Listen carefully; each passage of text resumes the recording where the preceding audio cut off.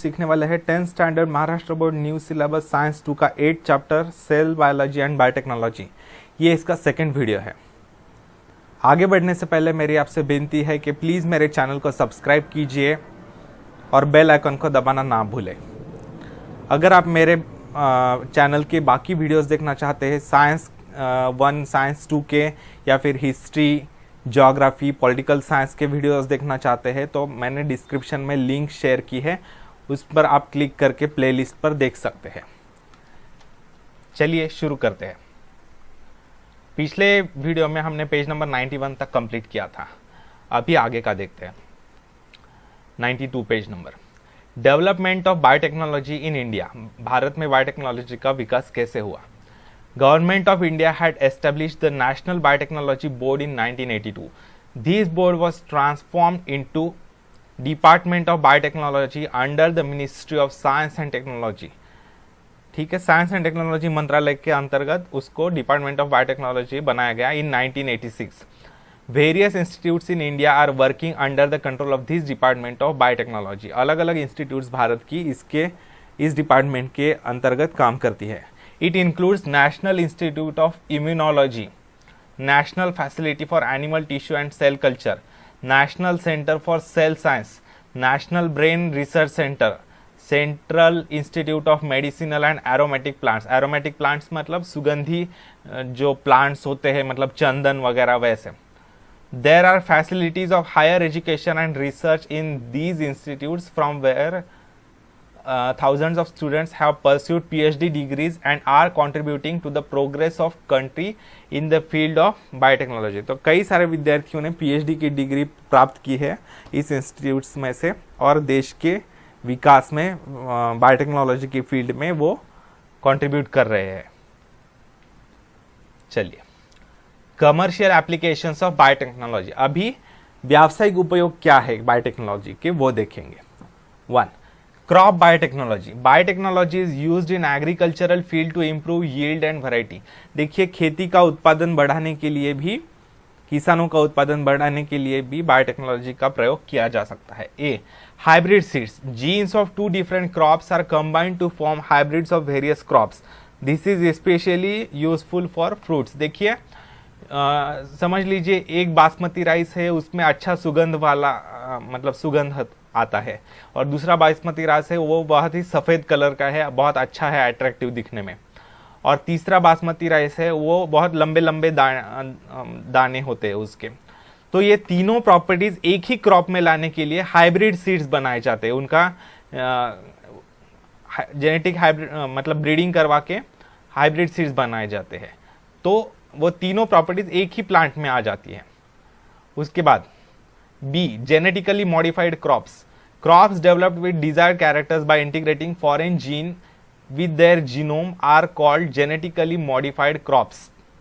देखिए, कुछ क्रॉप्स होते हैं जिनमें उनके जीनोम में मतलब जेनेटिक मैप, उनका जेनेटिक स्ट्रक्चर जो होता है उसमें एक फॉरेन जीन इंट्रोड्यूस करवाया जाता है और उसकी मदद से हमें जो चाहिए वो कैरेक्टर हम इंट्रोड्यूस करवा सकते हैं उसमें। High yielding varieties with resistance to diseases, alkalinity, weeds, other stresses like cold and drought. मतलब कम टेम्परेचर हो, ज़्यादा टेम्परेचर हो, टेम्परेचर में काफ़ी बदलाव हो, फिर भी वो क्रॉप सस्टेन कर सके। फिर सॉइल की अल्कलाइन सॉइल हो या एसिडिक सॉइल हो, फिर भी वो जिंदा रह सके। ठीक है, उसमें भी एडवर्स कंडीशंस में भी अच्छा उत्पादन दे सके, ऐसे क्रॉप्स बनाए जा सकते हैं। अभी देखिए इसका उदाहरण, BT cotton. A gene had been isolated from the bacterium bacillus thuringiensis and integrated with the gene of cotton. एक बैक्टीरियम है, बैक्टीरियम मतलब एक वचन है, बैक्टीरिया मतलब प्लूरल है। तो बैसिलस thuringiensis नाम के बैक्टीरियम से एक जीन निकाली गई और वो कॉटन के जीन के साथ मैच मतलब उसमें इंटीग्रेट करवाई गई, उसमें इंट्रोड्यूस करवाई गई। Due to this the toxin which is fatal for boll worm was produced in leaves and bolls of cotton. तो इसके कारण क्या हुआ, उसके पत्तों में और कॉटन बॉल में ऐसा एक जहरीला पदार्थ बनना शुरू हो गया, विषैला पदार्थ, जो बॉल वर्म जो खा जाती है पूरे कॉटन को और उससे बहुत एडवर्स परिणाम होता है उत्पादन पर, वो उसको बॉल वर्म्स को खा जाती है। तो उसके कारण वो प्लांट बचा रहता है उनके बॉल वर्म्स से, ऐसा बनाया गया। If bollworm feeds on leaves, the toxin destroys its alimentary canal and the bollworm dies. अगर वो bollworm खाता है तो उसका डाइजेस्टिव सिस्टम पूरी डैमेज हो जाती है और वो bollworm मर जाता है। उसी तरीके से बीटी ब्रिंजल भी है। BT brinjal variety is developed by using the gene isolated from Bacillus thuringiensis. This improved variety of brinjal kills the pest in same way as the BT cotton does. BT cotton की तरह BT brinjal भी इसी तरीके से बनते हैं। Golden rice, a gene synthesizing the vitamin A beta carotene has been introduced in this variety of rice as compared to the normal variety. This variety, which has been developed in 2005, contains 23 times more amount of beta carotene. देखिए एक gene introduce करवाया गया rice के crop में, उसके कारण vitamin A, जिसको beta carotene भी कहा जाता है, उसका प्रोडक्शन बढ़ गया उस राइस में। कितने? 23 टाइम्स ज़्यादा विटामिन ए होता है नॉर्मल राइस के मुकाबले में। तो ये 2005 में विकसित किया गया है गोल्डन राइस। अच्छा, herbicide tolerant plants. Weeds always affect the growth of main crop. If herbicides are used to destroy the weeds, it affects the main crop too. देखिए जब हम बड़ी मेहनत से क्रॉप लगाते हैं और उसके लिए फर्टिलाइजर्स वगैरह देते हैं उसको ज़मीन में, तो क्या होता है, वो फर्टिलाइजर्स की मदद से दूसरे जंगली पेड़ भी बहुत ज़्यादा बढ़ने लगते हैं और वो सारे फर्टिलाइजर्स एब्सॉर्ब कर लेते हैं। उसके कारण जो मेन क्रॉप है जिससे हमें उत्पादन लेना है उसके लिए ही कुछ नहीं रहता, न्यूट्रिएंट्स वगैरह, तो उनकी ग्रोथ कम हो जाती है और प्रोडक्शन पर एडवर्स इफेक्ट होता है। तो इसके कारण हर्बिसाइड्स यूज किए जाते हैं, मतलब वीड्स को मारने के लिए, लेकिन उसका दुष्परिणाम मेन क्रॉप पर भी होता है कुछ परसेंट में।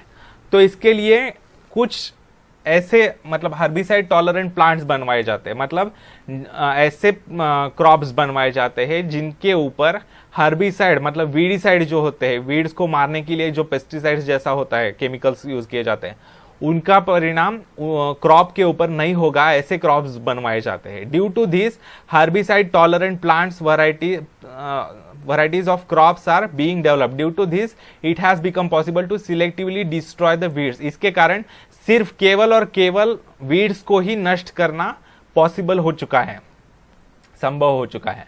अच्छा, bio fertilizers. Due to use of bio fertilizers instead of chemical fertilizers, nitrogen fixation and phosphate solubilization abilities of plants are improved. देखिए अगर बायो फर्टिलाइजर्स यूज किए, मतलब कुछ बैक्टीरिया या कुछ प्लांट्स होते हैं जैसे rhizobium, Azotobacter, Nostoc, Anabaena, azolla etcetera, तो ये जो होते हैं इनके कारण केमिकल फर्टिलाइजर्स के कारण क्या होता है, कई बार सॉइल की फर्टिलिटी पर एडवर्स परिणाम होता है, तो वो नहीं होता बायो फर्टिलाइजर्स से, और उसके कारण नाइट्रोजन फिक्सेशन और फॉस्फेट का सोल्युबलाइजेशन एबिलिटी प्लांट्स की जो होती है वो बढ़ती है, जो कि बहुत अच्छा होता है। Mainly the bacteria like rhizobium, azotobacter, nostoc, anabaena and plants like azolla are used as biofertilizer. देखिए अजोला का पिक्चर है यहाँ पर। In the last year we have studied the tissue culture. Genetic improvement of plants has become possible due to tissue culture and besides those characters inherited to next generation। तो इसके अलावा वो मतलब जो टिश्यू कल्चर से प्राप्त किए जाते हैं तो वो कैरेक्टर्स नेक्स्ट जनरेशन में भी आते हैं। कई बार क्या होता है कि हाइब्रिड सीड्स जो बनवाए जाते हैं उसकी जो स्पेशल कैरेक्टर्स होते हैं वो सिर्फ उस जनरेशन तक ही रहते हैं, अगले जनरेशन में वो सारी प्रॉपर्टीज नष्ट हो जाती है कैरेक्टर्स। लेकिन टिश्यू कल्चर से वगैरह प्राप्त किए हुए या जेनेटिक इंप्रूवमेंट से प्राप्त किए प्लांट जो होते हैं उनकी जो स्पेशल कैरेक्टर्स होते हैं वो नेक्स्ट जनरेशन में भी बरकरार रहते हैं। अच्छा, फिर एनिमल हस्बेंड्री, उसमें क्या यूज है बायोटेक्नोलॉजी का। Two main methods as artificial insemination and embryo transfer are used in animal husbandry. दो मेथड्स यूज किए जाते हैं बायोटेक्नोलॉजी के एनिमल हस्बेंड्री में, पशुपालन में।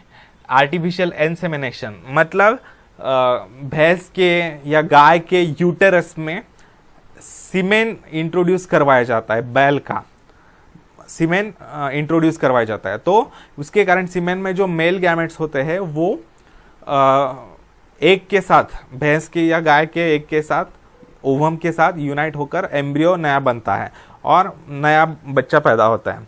या फिर दूसरा होता है एम्ब्रियो ट्रांसफर, मतलब इन विट्रो फर्टिलाइजेशन जैसा, टेस्ट ट्यूब बेबी जैसा, मतलब बाहर फर्टिलाइजेशन करवाया जाता है, मेल और फीमेल गैमेट का यूनियन करवाया जाता है और जायगोट बनने के बाद वो एम्ब्रियो यूटेरस में ट्रांसफर करवाने के बाद उसको बढ़ाकर, मतलब उसकी ग्रोथ करवाकर बच्चा पैदा करवाया जाता है। ठीक है। It helps to improve both the quality and quantity of animal products, example milk, meat, wool etcetera. तो इसके कारण ज़्यादा मिल्क देने वाले गाय बनाया जा सकती है, ज़्यादा मीट प्रोड्यूस करने वाले गोट्स बनाए जा सकते हैं, ज़्यादा वूल प्रोड्यूस करने वाले शिप बनाए जा सकते हैं। Similarly animals with more strength have been developed for hard work. तो खेती में हल चलाने के लिए वगैरह बहुत ज़्यादा मेहनत लगती है, तो उसके लिए ज़्यादा स्ट्रेंथ वाले एनिमल्स भी बनवाए जा सकते हैं। फिर ह्यूमन हेल्थ में क्या यूज़ है? Diagnosis and treatment of diseases are two important aspects of the human health management. देखिए, मनुष्यों के आरोग्य के बारे में 2 स्टेप्स इंपॉर्टेंट होते हैं। डायग्नोसिस मतलब कोई भी बीमारी है उसका निदान करना, वो पता चलना पहले कि किसको क्या बीमारी है, उसके बाद पता चलने के बाद उसके ऊपर प्रॉपर ट्रीटमेंट करवाना। ठीक है। तो biotechnology helps to identify the role of gene if any in disease of a person. तो अगर किसी जीन के कारण किसी जेनेटिक डिसऑर्डर है किसी व्यक्ति में, तो बायोटेक्नोलॉजी की मदद से वो तुरंत पता करवाया जा सकता है। Diagnosis of diabetes and heart diseases has become possible even before the onset of symptoms with the help of biotechnology. तो डायबिटीज जैसे, हार्ट डिसीजेस जैसे डिसीजेस का डायग्नोसिस करना बहुत ही जल्दी पॉसिबल हो चुका है उनके सिम्टम्स के दिखने से पहले ही। Diagnosis of diseases like AIDS, dengue can be done within few minutes. तो एड्स और डेंगू जैसे बीमारियों का डायग्नोसिस कुछ मिनटों में करवाया जा सकता है। Hence treatment can be done at the earliest. So जल्दी से जल्दी उसकी ट्रीटमेंट भी शुरू करवाई जा सकती है। Various medicine are useful for the treatment of diseases. Example, the hormone insulin is used in treatment of diabetes. देखिए, डायबिटीज में हार्मोन इंसुलिन का इम्बैलेंस हो जाता है बॉडी में, तो उसके कारण डायबिटीज की समस्या आती है। तो इंसुलिन जो है, earlier insulin was being collected from the pancreas of horses. घोड़ों के पैनक्रियाज में से इंसुलिन कलेक्ट करवा के वो उसका इंजेक्शन इंसानों में दिया जाता था। उसके कई सारे साइड इफेक्ट्स भी हुआ करते थे। लेकिन अभी however nowadays due to biotechnology insulin can be prepared with the help of bacteria.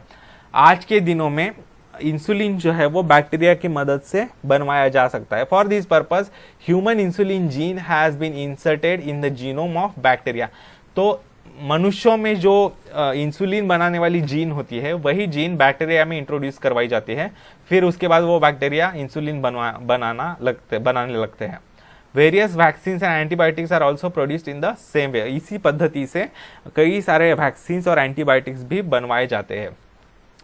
A. Vaccines and vaccination. Vaccine is the antigen containing material given to acquire either permanent or temporary immunity against a specific pathogen or disease. किसी bacteria, किसी micro organism के against या किसी बीमारी के against जो antigen दिया जाता है उसे बोलते हैं vaccine.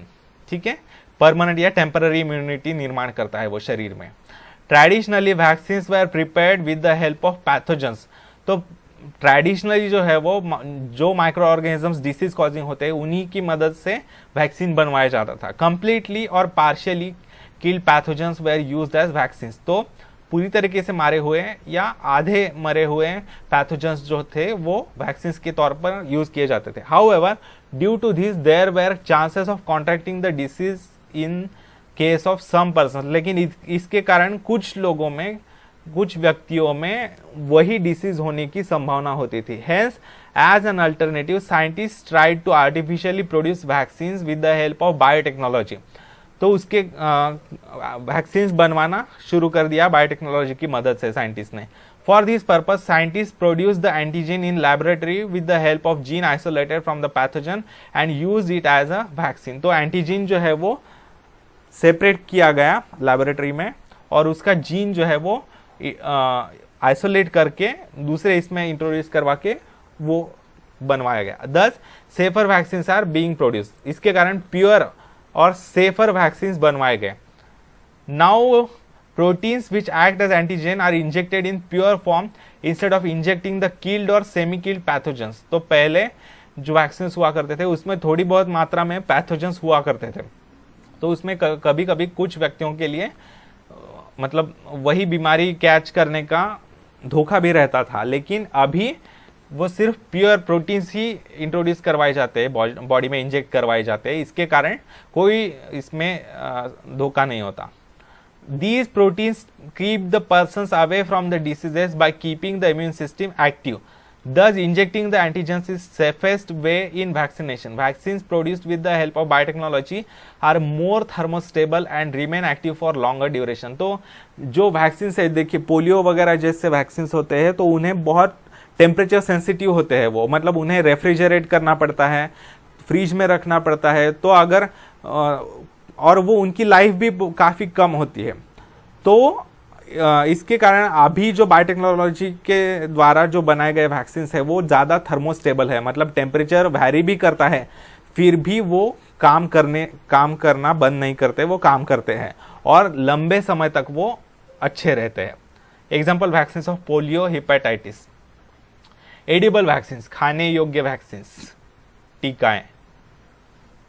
Work on production of edible vaccines is in progress and presently potatoes are being produced with the help of biotechnology. तो edible vaccines पर भी काम बहुत शुरू है और potatoes पर काम चल रहा है। These potatoes are called transgenic potatoes. उन potatoes को transgenic potatoes कहते हैं। These potatoes will act against bacteria like Vibrio cholerae, Escherichia coli. Consumption of these raw potatoes generates the immunity against cholera and the disease caused by E. coli. What will happen if these potatoes are cooked for consumption? देखिए अगर ये potatoes raw खाए गए, कच्चे खाए गए, तो उसके ई कोलाई और विब्रियो कॉलरे के अगेंस्ट इम्यूनिटी बनती है बॉडी में, लेकिन अगर उसको कुक करके खाएंगे तो वो कुछ फायदा नहीं होगा उससे। ठीक है, देखिए inject virus in the plant, isolation of desired gene from the human pathogen. जो डिसीज कॉजिंग पैथोजन है उससे वो डिजायर्ड जीन निकाल के ट्रांसजेनिक प्लांट वायरस में इंट्रोड्यूस करवाए गए। फिर virus infects the pieces of potato leaves, फिर वो वायरस डेवलप होने लगता है। Entire plant is developed from the leaf pieces containing jeans of human pathogen. तो उसमें जीन्स वाला पूरा प्लांट बन जाता है। तो उसके जो पोटैटोज लगते हैं उसको, consumption of raw potatoes helps to develop immunity against that pathogen. तो उसमें यही पैथोजन के अगेंस्ट जो प्रोटीन होता है वो डेवलप होता है। तो अगर कच्चे पोटैटोज खाएंगे तो उससे इम्यूनिटी डेवलप होती है उस पैथोजन के अगेंस्ट, लेकिन वो अगर पकाए गए, कुक करने के बाद खाए गए तो वो काम नहीं करेगा। अच्छा, B treatment. Biotechnology is useful for production of hormones like insulin, somatotropin and blood clotting factors. तो बायोटेक्नोलॉजी की मदद से इंसुलिन, सोमेटोट्रोपिन जैसे हार्मोन्स भी बनवाए जा सकते हैं। ब्लड क्लॉटिंग फैक्टर्स मतलब जब जख्म होती है, कोई घाव होता है, तब खून बहने लगता है, थोड़ी देर बाद खून का बहना रुक जाता है, किसके कारण? वो प्लेटलेट्स के कारण और ब्लड क्लॉटिंग फैक्टर्स होते हैं ब्लड में, ब्लड को मतलब रोक देने वाले। तो वो फैक्टर्स कुछ व्यक्तियों में नहीं होते, उसके कारण उनका खून बहना जल्दी रुकता नहीं है। तो इसके कारण उन व्यक्तियों को ट्रीट करने में भी बायोटेक्नोलॉजी की मदद होती है। अच्छा, interferon. This is a group of small size protein molecule used in treatment of viral diseases. These are produced in blood. तो ये छोटे साइज के प्रोटीन मॉलिक्यूल्स होते हैं, वायरल डिसीजेस में उनको क्योर करने के लिए यूज किए जाते हैं। तो ये ब्लड में प्रोड्यूस किए जाते हैं। However nowadays with the help of biotechnology transgenic E coli are used for production of interferon. तो ट्रांसजेनिक मतलब जीन इंट्रोड्यूस करवा के ई कोलाई में उनकी मदद से वो इंटरफेरॉन बनवाया जाता है। अच्छा, gene therapy. Gene therapy to treat genetic disorders in somatic cells has become possible due to biotechnology. Example phenylketonuria PKT arises due to genetic changes in hepatocytes, that is liver cells. It has become possible to treat it with gene therapy. देखिए somatic cells मतलब diploid cells जो होते हैं, आपको पता है जो haploid cells होते हैं वो जर्म सेल्स होते हैं, मतलब गैमेट्स होते हैं, वो मेल गैमेट फीमेल गैमेट वगैरह। लेकिन सोमैटिक सेल्स मतलब डिप्लॉयड सेल्स होते हैं, नॉर्मल बॉडी सेल्स। तो उनमें जो डिसऑर्डर्स निर्माण होती है, जेनेटिक डिसऑर्डर जो निर्माण होती है, उनको क्योर करवाया जाता है जीन थेरेपी की मदद से। तो it has become possible to treat it with gene therapy. This method is called somatic cell gene therapy. All the cells kept except sperms and ova in the body are called somatic cells। sperm या ova का मतलब ovum का plural है ova। तो body में जो sperm और ovum होते हैं उसके अलावा जो सेल्स होते हैं उन्हें कहते हैं सोमैटिक सेल्स। अच्छा, Indian institute of science has developed a transgenic variety of tobacco. तंबाकू की एक ट्रांसजेनिक वैरायटी बनवाई गई है। If kettles feed upon leaves of this plant they do not contract a viral disease rinderpest. Rinderpest अगर वो cattle खाते हैं उस तंबाकू के पत्तों को तो उनको रिंडरपेस्ट नाम की बीमारी नहीं होती।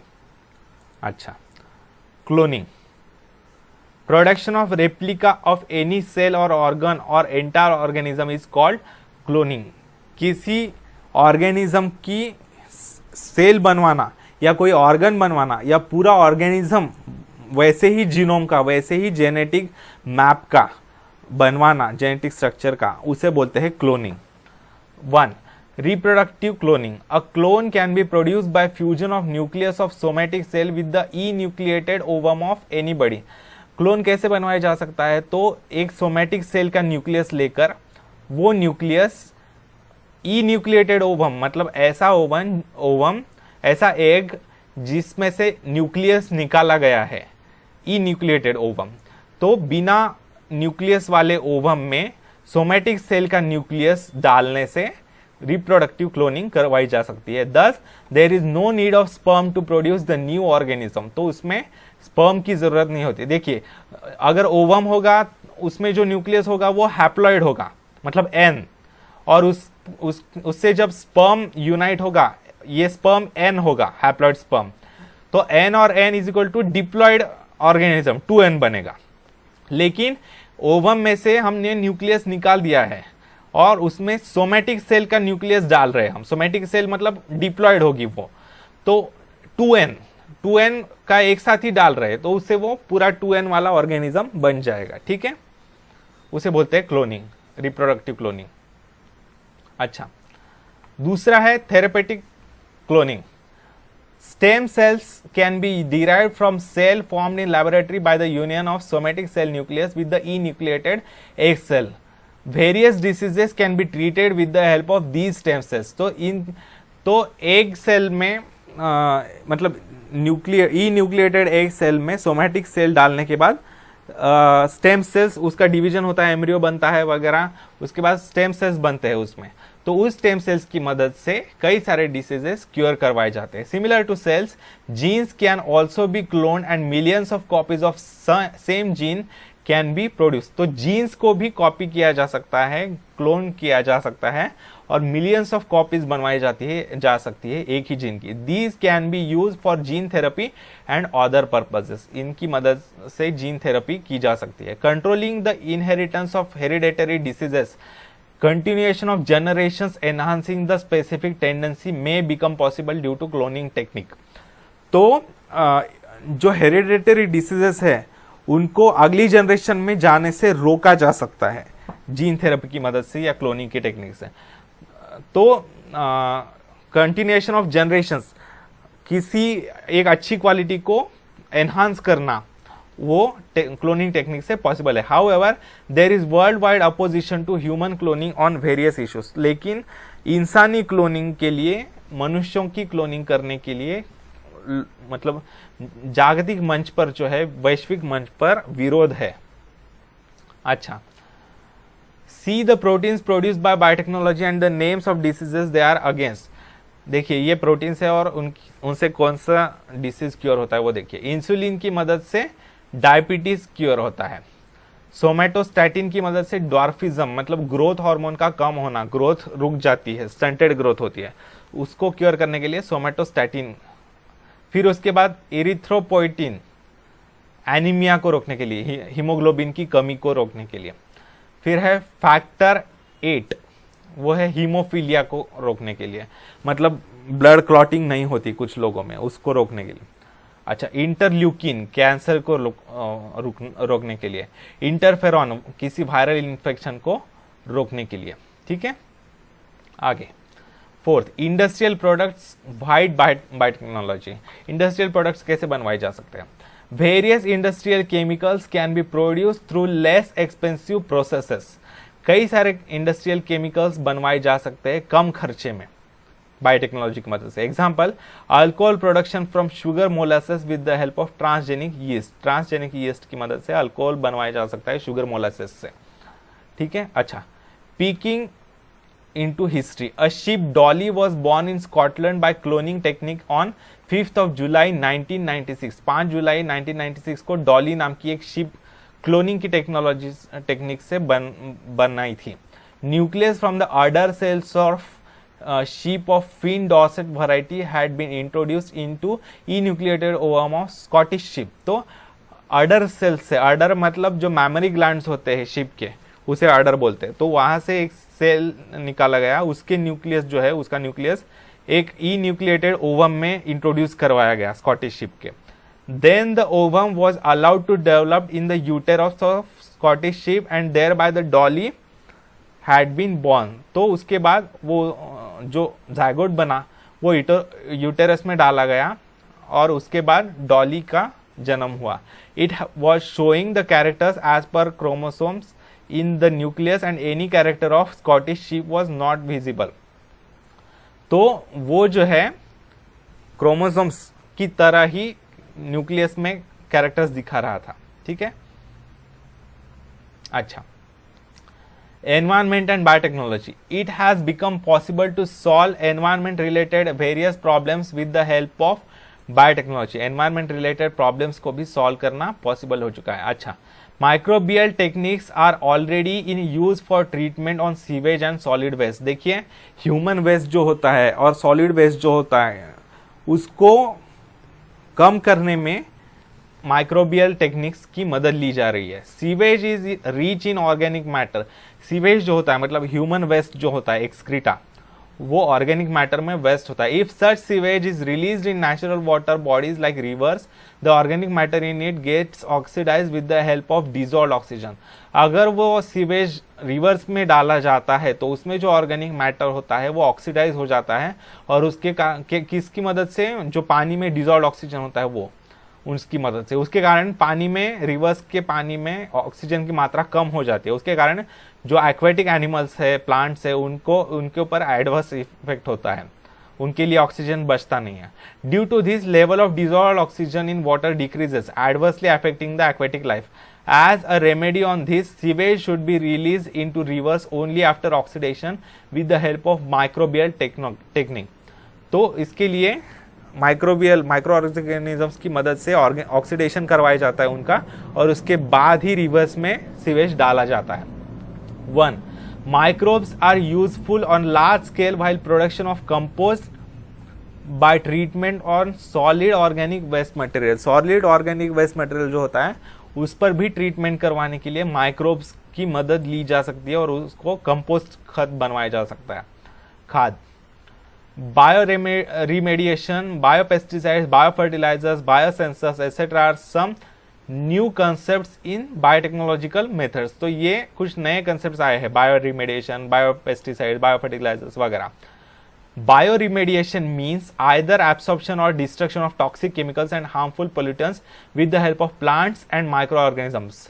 प्लांट्स या माइक्रो ऑर्गेनिजम्स की मदद से जो नेचुरल रिसोर्सेज है रिवर्स में वगैरह, उसमें अगर कोई टॉक्सिक केमिकल्स वगैरह मिक्स हुए हैं तो उसको डिकम्पोज करवाया जाता है बायो रिमेडिएशन से। If plants are useful for this purpose, it is called phytoremediation. Plants की मदद से अगर ये करवाया जा रहा है तो उसे बोलते हैं phytoremediation. Some examples of bioremediation are as follows. The Pseudomonas bacteria, P silent है इसमें. The Pseudomonas bacteria are useful for cleaning of hydrocarbon and oil pollutants from soil and water. अगर तेल, कच्चा तेल अगर गिरता है, क्रूड ऑयल, तो उसको साफ करने के लिए, उसको डिकम्पोज करने के लिए सूडोमोनास बैक्टीरिया की मदद ली जाती है। अच्छा, the fern Pteris vittata can absorb the arsenic from the soil. Arsenic को साफ करने के लिए, सॉइल से वो पॉइजनस होता है, उसको साफ करने के लिए टेरिस वाइटाटा नाम का फर्न, मतलब प्लांट है ये एक, उसकी मदद से साफ करवाया जाता है। Genetically modified variety of Indian mustard can absorb selenium from soil. तो इंडियन मस्टर्ड जो है वो सेलेनियम को एब्सॉर्ब कर सकता है सॉइल में से। Sunflower can absorb uranium and arsenic. The bacterium Deinococcus radiodurans is highly radiation resistant organism. It has been genetically modified and used to absorb the radiations from radioactive debris. अगर कोई radioactive material है, radioactive waste है, तो उसको absorb करके उसकी radioactivity नष्ट करने के लिए या कम करने के लिए डेनोकोकस रेडियोड्यूरेंस नाम के बैक्टीरिया की मदद ली जाती है। ग्रासेस लाइक अल्फाल्फा, clover and rye are useful for phytoremediation. तो इन ग्रासेस की मदद से फाइटो रिमेडिएशन करवाया जाता है। अच्छा, fifth use, food biotechnology. Food items like bread, cheese, wine, beer, yogurt, vinegar are produce with the help of micro organisms. ये तो आपको पता है, फर्मेंटेशन वगैरह। These food items are probably the oldest one produced with the help of biotechnology. ठीक है, फिर है 6, DNA fingerprinting. DNA sequence of each person is unique as that of the fingerprints. जैसे हर व्यक्ति के फिंगरप्रिंट्स यूनिक होते हैं, उसकी तरह फिर दुनिया में किसी के दूसरे के नहीं होते फिंगरप्रिंट्स। उसी तरीके से डीएनए सीक्वेंस, डीएनए में जीन का सीक्वेंस जो होता है वो भी व्यक्ति में, एक व्यक्ति में यूनिक होता है, उसके जैसा किसी और में कभी नहीं होता। Due to this identity of any person can be established with the help of its available DNA. तो इससे आइडेंटिफिकेशन करवाया जा सकता है, पहचान करवाई जा सकती है कि किसी भी व्यक्ति से। This is called DNA fingerprinting, इसे कहते हैं डीएनए फिंगरप्रिंटिंग। तो इसमें कई सारे मतलब गुनहगारों का पता करवाया जा सकता है। ठीक है, it is mainly useful in forensic sciences. मतलब यही फोरेंसिक साइंस, मतलब जिसमें गुनहगारों का साइंस होता है, उसे बोलते हैं। Identity of the criminal can be established with the help of any part of its body found at the site of crime. अगर उसका सलाइवा भी गिरता है या अगर उसका ब्लड भी गिरता है किसी इंसान का, क्रिमिनल का, किसी क्राइम साइट पर, तो वो कलेक्ट करवा के उसका डीएनए चेक करके वो मैच करके फिर पता किया जा सकता है कि ये वही व्यक्ति है जिसने क्राइम किया है। Similarly identity of father of any child can be established. किसी भी व्यक्ति के फादर का, किसी भी बच्चे के फादर का, अगर कोई छोटा बच्चा मिला है तो उसके फादर का भी पता करवाया जा सकता है इसकी मदद से। This research is performed in centre for DNA fingerprinting and diagnostics, Hyderabad. अच्छा, cleaning of oil spillage in oceans. If oil spillage occurs, it adversely affects the marine life. Now cleaning the ocean without any harm to environment in cheaper way has become possible with the help of oil digesting and fast multiplying bacteria. Oil खाकर वो digest कर सकते हैं bacteria. India born American citizen and scientist doctor Anand Mohan Chakrabarty had for the first time suggested the use of such microbes. तो भारतीय मूल के American निवासी साइंटिस्ट जो है, वैज्ञानिक डॉक्टर आनंद मोहन चक्रवर्ती, उन्होंने पहली बार ये माइक्रोब्स का सुझाव दिया था। Naturally the credit for this discovery goes to him. ठीक है, तो इस वीडियो में यहीं तक दोस्तों, आगे का पार्ट अगले वीडियो में। अगर मेरा वीडियो आपको अच्छा लगे तो प्लीज़ इस वीडियो को भरपूर लाइक कीजिए, अपने दोस्तों के साथ भरपूर शेयर कीजिए। कुछ डाउट हो तो नीचे कमेंट कीजिए और मेरे चैनल को सब्सक्राइब कीजिए और बेल आइकन का दबाना ना भूलें। अगर आप मेरे बाकी वीडियोस देखना चाहते हैं तो डिस्क्रिप्शन में मैंने उनकी लिंक्स शेयर की है, तो प्लीज़ वो आप देख सकते हैं। धन्यवाद दोस्तों, आपका दिन शुभ जाए।